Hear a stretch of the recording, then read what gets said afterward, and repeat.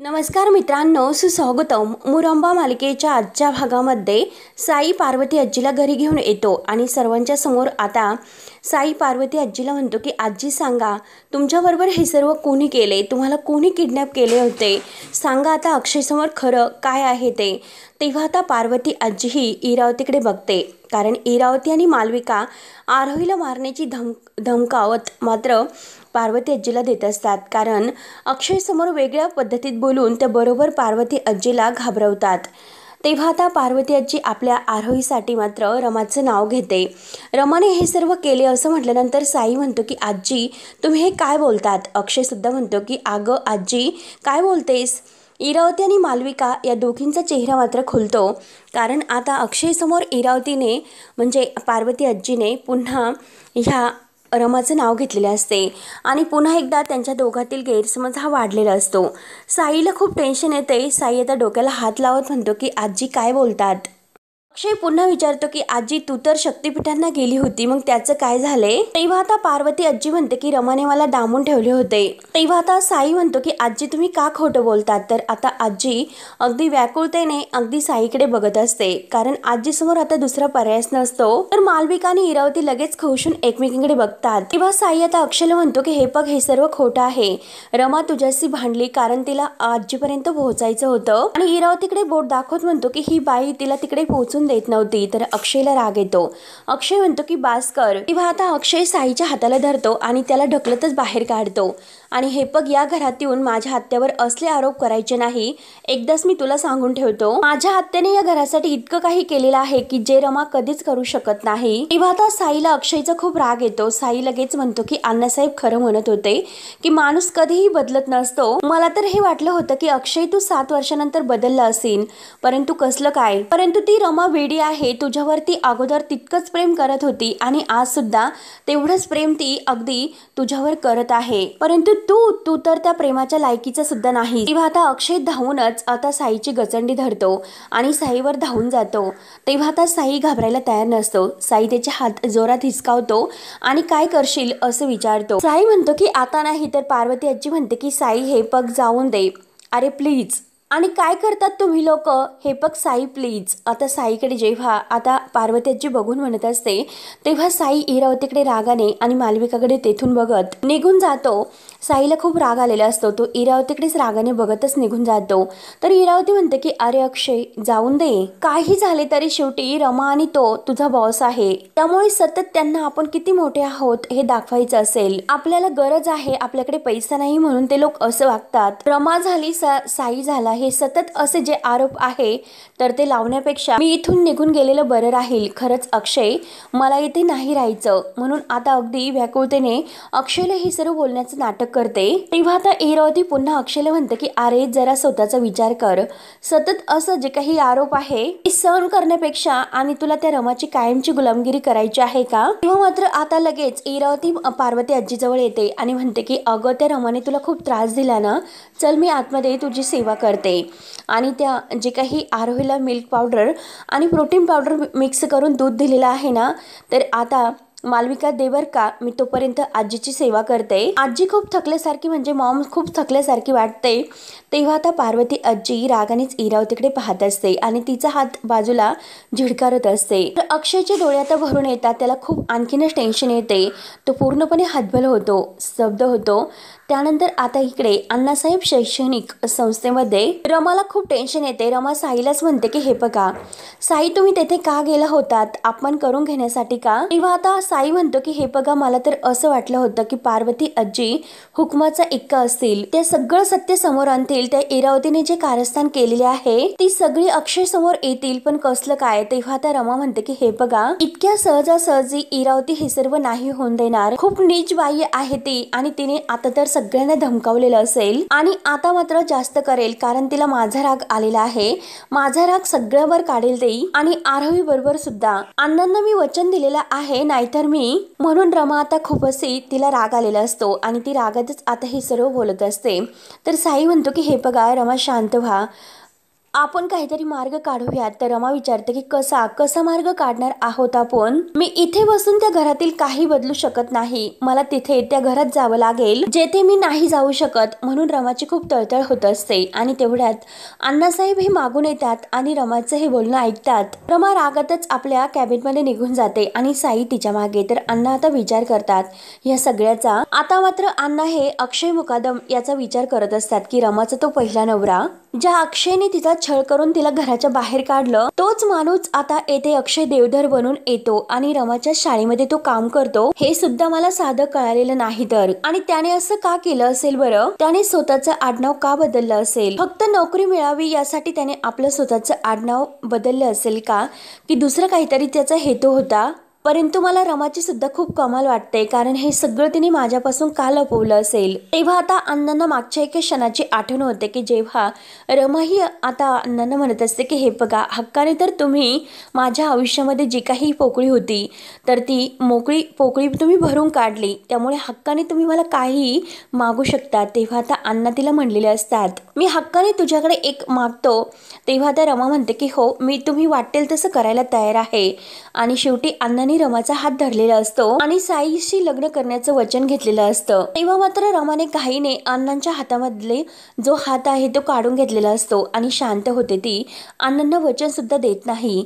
त्यानंतर मात्र आता अण्णा ह्या सगळ्याचा विचार करून म्हणतात की गेल्या काही दिवसापासून रमा खूप अशी अस्वस्थ वाटते. जेव्हा मी साई आणि तिच्या लग्नाचा विषय काढला तेव्हा तर ती टाळाटाळ करत होती. मी तिला तेव्हा सांगितलं होतं की हे बघ, आता भूतकाळ आहे तो पूर्णपणे विसरून भविष्याकडे अगदी आपल्या नवीन आयुष्याची सुरुवात करायची. त्यासाठी रमाने अण्णांकडून वेळ मागून घेतलेला असतो. आणि त्यानंतर अण्णा आता इरावतीने त्यांना फोनवर जे काही सांगितलेले आहे की तुमची मुलगी तुम्हाला न सांगता कुठे राहते आणि कुणाच्या घरात राहते हे सुद्धा तिने काहीच तुम्हाला सांगितलेले नाही. हे इरावतीचा फोन जे काही केलेला आहे ते क्षण सुद्धा अण्णांना आठवतात.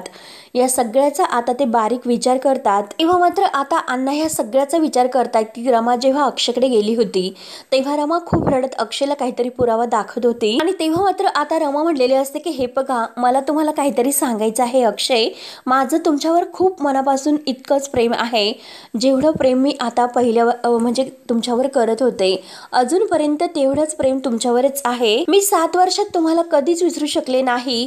हे जेव्हा आता रमा म्हणत असते की तेव्हा तेथे अण्णा आलेले असतात. तेव्हा मात्र आता ह्या सगळ्याचा विचार करून अण्णा म्हणतात की आता कुठे माझ्या लक्षात येते की रमा माझ्याशी बोलायला का घाबरत होती. तर त्यामुळे नाही, रमाला मात्र आता आधाराची गरज आहे, माझ्या मदतीची गरज आहे. तर पण त्यापूर्वी मला अक्षय मुकादम याच्याशी बोलावं लागेल. आता अण्णा परत विचार करतात की जर अक्षय येथे कायमचा असेल तर तो रमाच्या आयुष्यामध्ये परत परत येतेच राहणार आणि रमा मात्र पुन्हा पुन्हा दुखावली जाणार. आता अक्षय येथे असेपर्यंत आता रमा मात्र साई बरोबर लग्न करण्याचा निर्णय नाही घेणार आणि सगळं काही फिरून फिरून पुन्हा तर त्या अक्षयवरच येऊन अडकतं. आणि तेवढ्यात अक्षय तेथे येतो. अक्षय आता दरवाजा वाजवतो. तर अण्णा अक्षयकडे बघून अक्षयला आत यायला सांगतात. अक्षय आता आल्यानंतर म्हणतो की सर, तुम्ही मला बोलावलं. अण्णा हे अक्षयकडे सारखी बघत असतात. तेव्हा अण्णा सारखे अक्षयकडे पाहत असतात. अण्णांचं लक्षच नसते. अण्णा आता मागच्या विचारात अगदी गुरफटलेले असतात. अक्षय पुन्हा म्हणतो की अण्णासाहेब, अहो तुम्ही मला बोलावलं का? तेव्हा कुठे अण्णा हे भानावर येतात. अण्णा आता अक्षयला बसायला सांगतात. तेव्हा अण्णा म्हणतात की अक्षय मुकादम उर्फ अक्षय देवधर उर्फ रमाचा पूर्व आश्रमीचा नवरा, ज्या अक्षयने तिला घराच्या बाहेर काढले अगदी फरफटत आणि तिला रस्त्यावर आणले. तेव्हा आता अक्षय अण्णाकडे बघत असतो. अण्णा लगेच आता आपल्या टेबलवर चेक घेतात. आणि जेव्हा मी हिंदी सिनेमा बघायचो ना तेव्हा तर मला असं वाटायचं हे जे काही आहे ते फक्त आणि फक्त सिनेमातच होते. परंतु आता तेव्हा मी विचार करायचो की बाप असं कसा असू शकतो. कारण तेव्हा आता जेव्हा मला अगदी आठवण झाली आणि तेव्हा आता मला कळाले की बापाला शेवटी असे वागावे लागते. त्यामुळे अण्णा आता चेकबुक आता अक्षयच्या समोर फेकतात आणि म्हणतात की यावर तुला हवी तशी अमाऊंट टाक आणि येथून रमाच्या आयुष्यातून कायमचा निघून जा. आता अक्षय सारखा बघत असतो आणि आता अण्णासाहेब यांच्यासमोर हात जोडत म्हणतो थँक्यू सो मच. खरंच नाही हो, थँक्यू सो मच. आणि हे बघा मला तर पैशाची गरज होती हो, आणि मी सुद्धा आता बापाच्याच भूमिकेत आहे, आणि तेव्हा कुठे मला पैशाचं महत्व आता कळते। बायकोची मला गरज नाही, कारण तिने तसंही मला फसवलेलंच आहे। मला पैशाची खूप गरज आहे आणि थँक्यू सो मच या ऑफर साठी। म्हणून अक्षय आता लगेच चेक हातात घेतो, तेव्हा त्या चेकवर आता गरज नाही असा शब्द लिहून मात्र तो अण्णांच्या हातात देतो, आणि इतके तुम्हाला पैसे जमतील का देण्यासाठी असे विचारतो।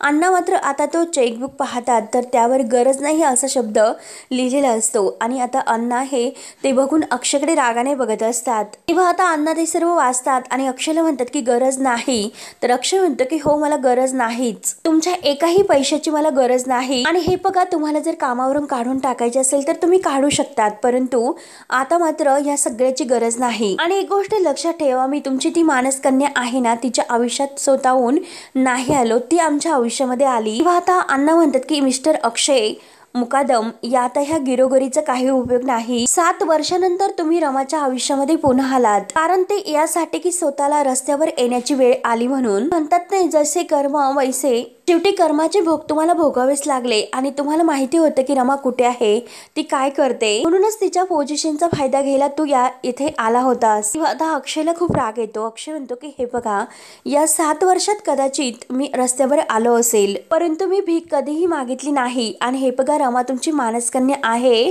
तरी सुद्धा मी कधीही तिच्यासमोर हात पसरवलेले नाहीत, आणि हे बघा माझा स्वभाव कसा आहे हे तिला पूर्णपणे माहिती आहे, त्यामुळे गरज वाटली तर तुम्ही तिला सुद्धा विचारा। आणि हे बघा माझ्याकडे दुसरा कोणताही आता पर्याय नाही, परंतु हा जो पैशाचा माज मला दाखवतात तो पाज मला दाखवू नका। तेव्हा आता लगेच अण्णा हे खूप रागवतात। अण्णा म्हणतात की अरे म्हणजे चांगल्या भाषेत बोल। तेव्हा आता अक्षय सुद्धा काही कमी नसतो, अक्षय सुद्धा अगदी बोट दाखवत म्हणतो की हे बघा माझं व्हाईस आहे, मला बोलून द्या, आणि परत तो स्वतःला शांत करून अण्णांना सॉरी म्हणतो। आणि हे बघा आपल्यामध्ये तसं काही वैर तर नाही, तुमच्या विषयी म्हणजे तुमच्याबद्दल माझ्या मनात आदरच आहे, परंतु अण्णासाहेब मी तुम्हाला एक गोष्ट सांगतो की जर तुम्हाला नोकरीवरून मला काढून टाकायचे असेल तर तुम्ही नक्की मला नोकरीवरून काढून टाकू शकतात, मला ही नोकरी सुद्धा नको, आणि तुमची शाळा सुद्धा नकोय, हे शेअर सुद्धा नकोय, आणि रमा सुद्धा नकोय, असे बोलून अक्षय पेन अण्णांच्या अंगावर फेकून देतो आणि तेथून जायला निघतो। दरवाजात येऊन तो पुन्हा उभा राहतो आणि पुन्हा मागे येऊन तो अण्णांना म्हणतो की हे बघा तुमची मानसकन्या आहे ना ती रमा, त्या रमाला माझ्याकडून थँक्यू सांगा माझी किंमत केल्याबद्दल। तर अण्णा आता अक्षयकडे सारखे बघतच असतात, अक्षयने अण्णासमोर हात जोडलेले असतात। नंतर मात्र आता रमा ही तेथे आरोहीची स्कूल सुटल्यानंतर तिथेच उभी राहते। आरोहीच्या टीचर आहे तर त्या बाहेर येतात। रमा त्यांना विचारते की आरोही, तेव्हा आता त्या मॅडम म्हणतात की हे बघा आरोही तर शाळेमध्ये आली होती, परंतु ती आज मात्र खूप गप्प होती आणि लवकरच ती निघून गेली। तेव्हा आता रमा म्हणते की ठीक आहे। तर आता आरोहीच्या टीचर तिथून आता निघून जातात आणि तेवढ्यात तिथे इरावती हसतच येते आणि म्हणते की हॅलो रमा मॅडम, काय कसे आहे आणि काय हो रमा मॅडम, तुम्ही तर खूप मोठा प्लॅन केला होता, पण तो प्लॅन तर तुमचा फसला, आणि काही म्हणा की 7 वर्षात तुमची जी हुशारी आहे ना तर तिला तर मानलंच पाहिजे। तुमच्या त्या बाबांनी जे अण्णासाहेब कर्णिक आहे त्यांनी तर तो मोबाईल फोडला चक्क, त्यामुळे मोबाईल बरोबर सगळे काही जे पुरावे होते तर ते पुरावे सुद्धा फुटलेत नाही का। मग आता तू काय करणार आहे बरं? आता तर तुझ्याकडे कोणताही पुरावा राहिलेला नाही, आणि काय ग तुझा तर प्लॅन होता की सगळ्यांना एकत्र आणण्याचा, मग काय झाले? तेव्हा आता डोळ्यामध्ये पाणी आणत रमा ही रागाने त्या इरावतीकडे बघत असते। तेव्हा आता इरावतीच म्हणते की नाही ग, अगं माझाच प्लॅन काहीतरी वेगळा आहे, आणि तुला तर माहितीच असेल की एक एक करून मी सगळ्या मुकादम फॅमिलीला रस्त्यावर आणेल, कारण आता ते सर्व तर मी केलेले आहे, फक्त आता रस्त्यावर त्यांना भीक मागण्याची वेळ त्यांच्यावर आली पाहिजे, हेच माझा उद्देश आहे। आणि मी ते आणत असताना मात्र मॅडम तुम्ही काहीच करू शकणार नाही, अगदी शांत बघत असताल। तेव्हा आता रमाला राग येतो। रमा फक्त तिला विचारते की का तू असे खेळ खेळतेस आणि हे सर्व का करतेस तू? त्यावर आता इरावती तिला म्हणते की अगं मी असं का वागतेस हे तुला माहिती नाही का? तुला तर चांगलंच माहिती आहे की मी असं का करते ते, कारण तुला तर चांगलंच माहिती आहे की माझ्या आयुष्याची जी होळी झाली तर त्याला ती पार्वती मुकादम आणि हे सर्व मुकादम चांगलेच कारणीभूत आहे, तर त्यामुळे मात्र मी त्यांना कसं सोडणार, एक एक करून मी शेवटी त्यांना रस्त्यावर आणेल, तेव्हाच माझ्या आत्म्याला शांती मिळेल। याची सुरुवात मात्र मी करणार तर ती तुझ्या अक्षय आणि आरोही पासून। आता अक्षय आणि आरोही म्हटल्यानंतर रमाला खूपच राग येतो, आणि हे बघ एक गोष्ट, अगं 7 वर्षामध्ये तू विसरली असेल, परंतु आज मी तुला त्याची आठवण करून देते। मुकादमांचा जो काही फूड ब्रँड आहे अजूनपर्यंत अक्षयने तो कुणाला विकलेला नाही, त्याचं लायसन्स सुद्धा विकलेलं नाही, परंतु आता मात्र ही जी नोकरी आहे ती नोकरी गेल्यानंतर अक्षयकडे मात्र दुसरा कोणताही पर्याय नाही उरणार। शेवटी तो ते ब्रँड विकेलच आणि खऱ्या अर्थाने मात्र वाडगा घेऊन तुझे जे काही सगळेजण आहेत तर ते रस्त्यावर येतील, तुझी मुकादम फॅमिली आणि तुझा अक्षय आणि आरोही, आणि त्यांना मी आता सोडणारच नाही। तेव्हा आता रमाला राग येतो। रमा म्हणते की इरावती, जर माझ्या अक्षय आणि आरोहीला काही झाले तर मात्र मी तुला नाही सोडणार। तर इरावती म्हणते की शांत राहायचं। आणि काय ग, कसा राग येतो? आरोही कुठे आहे, कशी आहे ती, काय करते, काय खाते आहे की नाही हे तुला नाही कळणार, कारण आजपासून आम्ही सगळेजण पाचगणी सोडून चाललो। आणि तुलाही माहिती नाही का, अगं अक्षयने तर नोकरी सोडली, म्हणजे त्याला नोकरीवरून आम्ही काढलं आणि आरोहीला सुद्धा या शाळेतून काढलं। त्यामुळे आता मात्र आम्ही कायमची पुण्याला। आणि परत म्हणते की कुठे जाऊ हे नाही माहिती, कसे जाऊ, कुठे जाऊ आणि कधी जाऊ आणि कसे असू किंवा नसू काहीच माहिती नाही, परंतु तुझ्या डोळ्यात ही जी भीती आहे ना ती मात्र मला मज्जा आणते। आणि चला आरके मॅडम, चला थँक्यू म्हणून आता इरावती तिचे पाय धरते आणि तुम्ही माझ्या मुलीला शिकवलं त्याबद्दल खरंच थँक्यू, आणि हात जोडत म्हणते की येते, आणि परत म्हणते की जाते कायमची, आणि परत म्हणते की अगं कायमची म्हणजे वर नाही तर अशी आता कायमची जाते दुसऱ्या पुण्याला वगैरे ठिकाणी। तेव्हा आता रमा फक्त रागाने हे इरावतीकडे पाहत असते। तिला इरावतीचा खूप राग येतो, पण तरी सुद्धा ही इरावती अगदी तोऱ्यातच रमाला हिसरू म्हणत असते आणि अगदी हात जोडून थँक्यू असे म्हणते आणि तेथून निघून जाते। तेव्हा आता रमाला खूप टेन्शन येते। रमा खूप रडत असते। ती स्वतःच्या मनात म्हणते हे आणि आरोही इथून नाही जाऊ शकत, खूप मोठा प्रॉब्लेम होईल, खरंच मला त्यांना थांबवावे लागेल। तेव्हा मात्र आता काय करू याचा विचार करत असताना रमाला अण्णांनी जे काही तिच्याकडून वचन घेतलेलं आहे त्या वचनाची आठवण होते, कारण अण्णांनी तिला म्हटलेलं असतं की यापुढे मात्र तू अक्षयला कधीही भेटायचं नाही आणि अक्षयशी बोलायचं सुद्धा नाही। मग आता अण्णांना हे वचन दिलेलं आहे तर मी अक्षयला कसे भेटू शकते? तेव्हा या सगळ्याचा विचार करून रमा म्हणते की मी तर अण्णांची शपथ नाही मोडू शकत। शेवटी अण्णांनाच या सगळ्याचं उत्तर द्यावंच लागेल, म्हणून ती अण्णांकडे बोलण्यासाठी येणार असते। तोपर्यंत अण्णा आता काही कामासंदर्भात दोन व्यक्तींशी बोलत असतात, त्यांचा प्रोजेक्ट बघत असतात। आणि आता आपलं नवरात्र संपल्यानंतर आपण हा प्रोजेक्ट आहे तर तो अगदी कामास घेऊयात याबद्दल आता बोलणी सुरू असते। आणि तेवढ्यात रमा ही दरवाजा वाजवते, तर आता अण्णा हे कमिंग असं म्हणतात आणि त्या माणसांशी ते बोलत असतात। तेव्हा आता रमा दरवाजा उघडते आणि आत येते। तेव्हा आता रमा ही डायरेक्ट अण्णांना म्हणते की अण्णा मला तुमच्याशी बोलायचं आहे। तर अण्णा म्हणतात की ही मीटिंग संपल्यानंतर आपण निवांत बोलूयात। तर आता रमा म्हणते की नाही, मला आत्ताच्या आत्ता लगेच बोलायचं आहे। तेव्हा आता अण्णा त्या व्यक्तींना म्हणतात की चला ठीक आहे, आपण नवरात्री नंतर हे प्रोजेक्ट सुरू करूयात। तेव्हा आता ते व्यक्ती तिथून निघून जातात। तर अण्णा हे रमाजवळ येतात आणि विचारतात की रमा, अगं हे सर्व काय चाललं आहे तुझं? तेव्हा आता रमा म्हणते की हे बघा अण्णा, तुम्ही असं नाही करू शकत। अण्णा विचारतात की रमा, अगं मी काय केले? तेव्हा अण्णांच्या लक्षात येते। अण्णा लगेच म्हणतात की हे बघा, मी स्वतःहून अक्षयला कामावरून नाही काढले, त्याने स्वतःचा राजीनामा दिलेला आहे। तर तेव्हा रमा म्हणते की हे बघा अण्णा, ते चुकीचं आहे, तुम्ही प्लीज त्यांना अगदी नोकरीवरून काढू नका। आणि येथून सुद्धा अण्णा सांगत असतात की अगं मी नाही काढलं त्याला नोकरीवरून, त्याने स्वतःहून राजीनामा दिलेला आहे, मी त्याला नाही कामावरून काढलं। आणि एक गोष्ट रमा, अगं मी तुला त्याच्याकडे जाऊ नको म्हटलं तरी सुद्धा तू स्वतः साईला तिकडे पाठवलेस। तेव्हा आता रमा म्हणते की हे बघा अण्णा, मी नाही पाठवले। तेव्हा अण्णा म्हणतात की हे बघ, मला आता ह्या सगळ्या विषयावर वाद घालायचे नाहीत, आणि एक गोष्ट मला चांगलीच कळते की जोपर्यंत तो अक्षय इथे राहणार आहे तोपर्यंत साई आणि तुझं कोणतंही भलं नाही होणार। तेव्हा मात्र अण्णांचं हे कठोर बोलणं ऐकून रमा रागाने अण्णाकडे पाहत असते। तेव्हा आता अण्णा म्हणतात की हे बघ अगं रमा बाळा, मला तुझ्याशी इतकं कठोर नाही वागता येत। तू विचार करत असतील की अण्णा इतके कठोर कसे वागतात, परंतु बाळा हे बघ, मी जे काही करतो ते तुझ्या भल्यासाठी करते, ते मात्र तुला अगदी मिळाल्यानंतरच कळणार आहे। प्लीज आत्ता रमा तू हे सर्व समजून घे। अगं जे काही आहे ते तुझ्या चांगल्यासाठीच आहे, तर मी एक बाप म्हणून तुझा विचारच करतो, बाकी काही नाही। त्यानंतर आता तेथे शाळेचा शिपाई येतो आणि तो म्हणतो की हे बघा अण्णासाहेब, आपल्या शाळेमध्ये घट बसवले गेलेत आणि आता सगळ्यांची अशी इच्छा आहे की घटाची मात्र जी आरती वगैरे आहे देवीची, तर ती मात्र रमा आणि तुम्ही घेण्यात यावी म्हणून। तर अण्णा म्हणतात की ठीक आहे, येतो असे बोलून आता तो शिपाई निघून जातो। तर आता रमा म्हणते की मी सुद्धा आरतीला येते आणि हे बघा नवरात्रीचे दिवस आहे आणि मला पूर्ण माहिती आहे की आई मात्र आता स्वतःपासून आपल्या मुलांना कधीही दूर नाही करणार। तेव्हा आता अण्णा हे रमाकडे बघत असतात। रमा शेवटी आता दिव्याईच्या घटाची अगदी प्रार्थना करत अक्षय आणि रमा या दोघांची आता आरोहीची वाटच पाहत असते। रमाला माहिती असते की अक्षय रमा कधीही वेगळी नाही होणार आणि आता आरोहीला लवकरात लवकर भेटावे लागेल, म्हणून रमा आता सर्व काही अगदी प्लॅननुसार ठरवते। आता मात्र सगळेजण पाचगणी सोडून दुसरीकडे राहायला जायला निघतात। आता आरोही मात्र रडत असते की आपण कुठे निघालोस, आईच्या आपण इतक्या जवळ आलेलो आहोत तरी सुद्धा आता हे घर सोडून आपल्याला कुठे जायचे। तेव्हा आता अक्षयला खूप टेन्शन येते। अक्षय म्हणतो की हे बघ बाळा आपल्याला जावंच लागेल। त्यानंतर आता रमा ही देवी आई जवळ येते आणि देवी आईला म्हणते की आई मला ताकद दे, माझ्या मुलीपासून मला वेगळं करू नको। तेव्हा मात्र खरंच आता देवी आईचा चमत्कार घडलेला असतो। आता मात्र खूप असा पाऊस सुरू होतो। तर अक्षय आता टॅक्सीवाल्याला फोन करतो आणि आता आपले सगळं काही बॅग वगैरे भरलेले असतात। अक्षय टॅक्सी येण्याची वाट बघत असतो, परंतु तेवढ्यात मात्र आता फोन येतो की येऊ शकत नाही, बाहेर खूप पाऊस सुरू आहे। रमाचा दिवा मात्र अगदी विझत असतो, परंतु आता रमा हात अगदी आडवा धरून तो दिवा मात्र विझून देत नाही आणि इकडे अक्षय तर जायला निघालेला असतो। तेव्हा आता साई हळूच रमाला म्हणतो की बाहेर बघा की पाऊस किती जोरात पडतोय, त्यामुळे आता अक्षय आणि ते कोणीही आपल्याला सोडून नाही जाऊ शकत।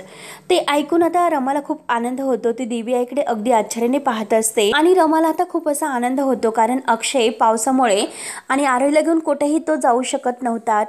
आता देवी आईने खूप मोठा चमत्कार केलेला असतो आणि शेवटी अक्षयला तिथे पाचगणीतच आता राहावे लागत असते, कारण आता ज्या बॅगा त्यांनी भरलेल्या असतात तर इरावतीचा पूर्णपणे पोपट बनतो आणि शेवटी अक्षय मात्र पाचगणीतच राहतो। तर मित्रांनो पुढे काय होईल हे बघण्यासाठी आता आपल्या चॅनलला नक्की सबस्क्राईब करत राहा। धन्यवाद।